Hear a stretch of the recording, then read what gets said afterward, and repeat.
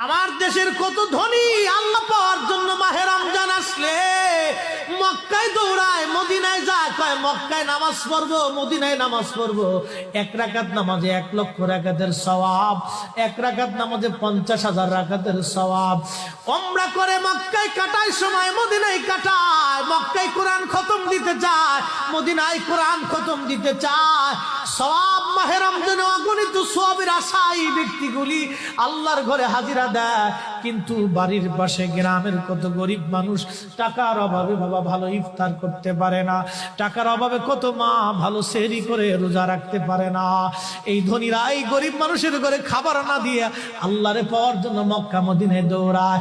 আল্লাহ ডাক দেখো বান্দা একবার মরে দেখ, কায়দা মতো জুতা দিয়ে পিটামো, আমার বান্দারা না খায় ইফতার করবে, আর তুই আল্লাহ পাওয়ার জন্য মক্কায় আইছো, এমন আল্লাহ আমি ধরা দেব না।